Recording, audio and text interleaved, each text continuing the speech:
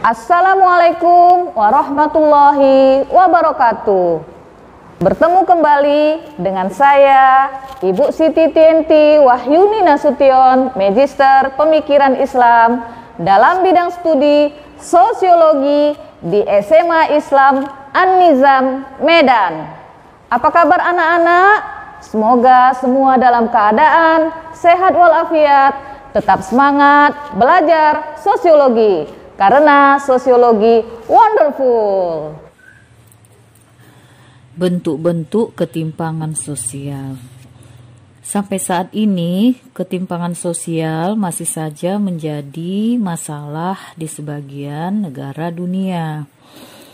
Permasalahan ini tidak hanya terjadi di negara berkembang, tetapi juga terjadi di negara maju.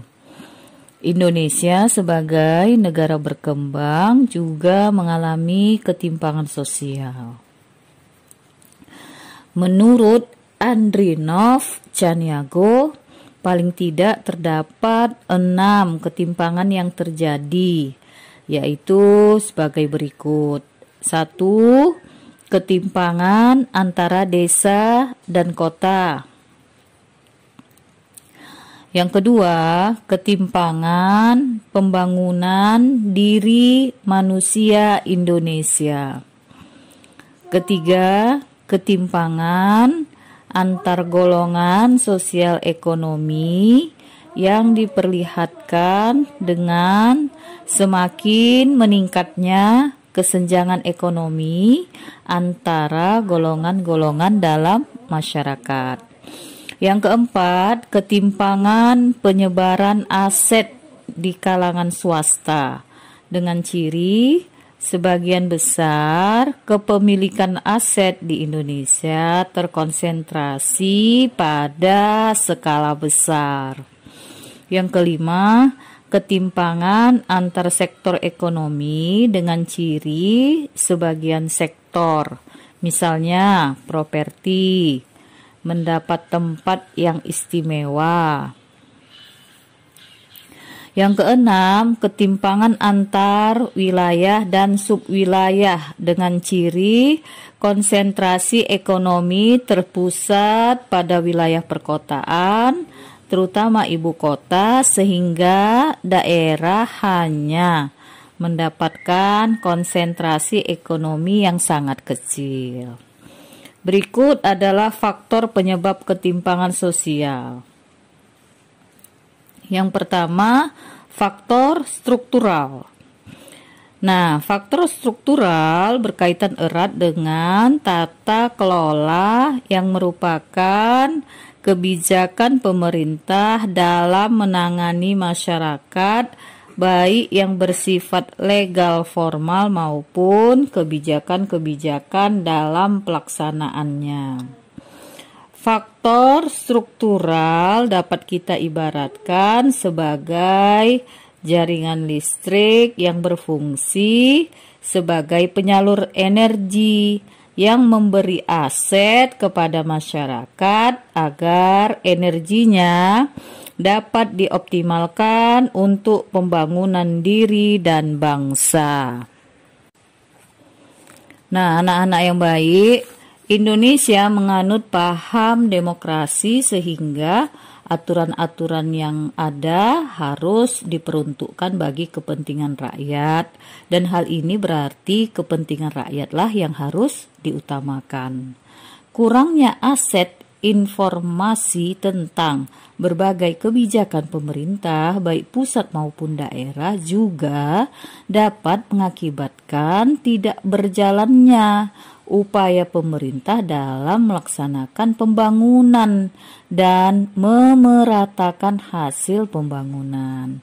Penyelenggara negara bukanlah penguasa negara yang bisa berbuat sekehendak hatinya, tetapi adalah abdi negara yang siap melayani kepentingan masyarakat. Bahkan sebagai penyelenggara, negara harus menjadi pelopor demokrasi yang dapat dijadikan sebagai teladan bagi masyarakat.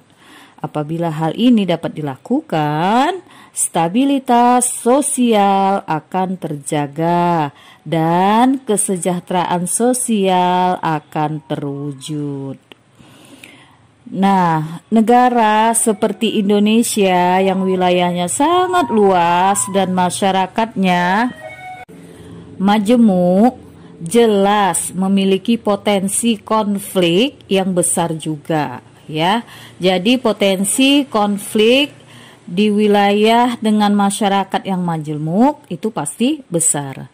Namun apabila dikelola dengan baik oleh pemerintah dan masyarakat, potensi konflik dapat menjadi sumber dinamika untuk mempercepat pembangunan. Oleh karena itu, penyelenggara negara atau pemerintah harus mampu menjadi dinamisator, mediator, dan katalisator hubungan sehingga kebijakan pemerintah dapat identik dengan keinginan masyarakat. Nah, apa yang dimaksud dengan dinamisator, mediator, dan katalisator? Ayo kita dengarkan bersama. Yang pertama, sebagai dinamisator. Di sini pemerintah berkewajiban menumbuh kembangkan simpati para penyelenggara negara terhadap masyarakat dan pula simpati masyarakat terhadap pemerintah. Berikut, pemerintah sebagai mediator. Apa maksudnya?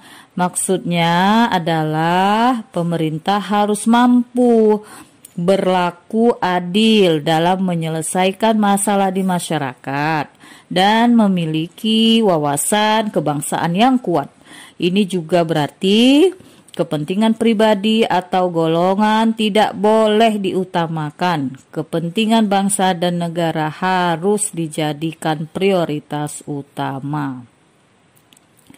Nah, yang ketiga, pemerintah sebagai katalisator. Nah, di sini pemerintah harus mampu mengarahkan diri sebagai pengatur dan pengendali permasalahan yang muncul dari kebijakan yang dikeluarkannya. Fungsi pemerintah sebagai katalisator menyangkut hal manajemen kebijakan, regulasi, penjaminan keadilan, pencegahan diskriminasi atau eksploitasi, serta penjaminan kesinambungan dan stabilitas pelayanan. Pelaksanaan kebijakan tidak harus dikerjakan sendiri oleh pemerintah, tetapi dapat bekerja sama atau diserahkan pada swasta agar potensi swasta dapat berkembang dan berkontribusi dalam pembangunan. Hal ini karena pembangunan adalah tanggung jawab bersama antara pemerintah dan masyarakat termasuk pihak swasta. Nah, yang menjadi faktor penyebab ketimpangan sosial yang kedua adalah faktor kultural. Faktor kultural atau budaya masyarakat dapat kita ibaratkan sebagai tenaga listrik atau energi penggerak kehidupan masyarakat. Hal ini berkaitan dengan sifat atau karakter masyarakat dalam melaksanakan kehidupannya. Apakah ia malas atau rajin, ulet atau mudah menyerah, jujur atau menghalalkan berbagai cara, suka berkompetisi atau menerima apa adanya, dan seterusnya. Kultur atau budaya masyarakat berkaitan dengan nilai-nilai yang dianut oleh suatu masyarakat. Nah, contohnya ya, masyarakat yang tidak memiliki orientasi ke depan dan sudah merasa cukup dengan apa yang dimilikinya.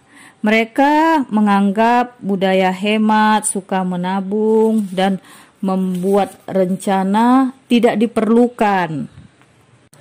Ini terjadi karena mereka merasa kebutuhannya sudah tercukupi oleh sumber daya alam yang ada di sekitarnya. Namun apabila sumber alamnya kian menipis, sedangkan kemampuan berusahanya lemah, maka kemiskinan yang akan mereka peroleh. Kasusnya tentu berbeda dengan orang yang memiliki orientasi ke masa depan. Bagi mereka segala sesuatunya direncanakan, suka berinvestasi, baik ilmu maupun materi, sehingga mereka mampu mengembangkan potensi hidupnya agar sukses.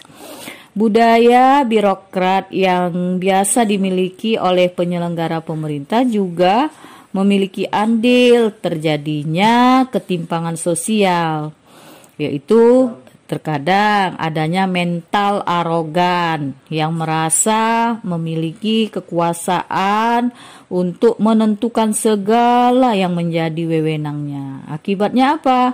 Akibatnya ada yang cenderung berperilaku sewenang-wenang tanpa menyadari bahwa kekuasaan yang dimiliki merupakan amanat dari rakyat dalam rangka melayani masyarakat. Oleh karena itu, faktor budaya sangatlah penting dibenahi untuk dapat menumbuh kembangkan nilai-nilai produktif dalam mengatasi ketimpangan sosial agar tercipta keadilan sosial.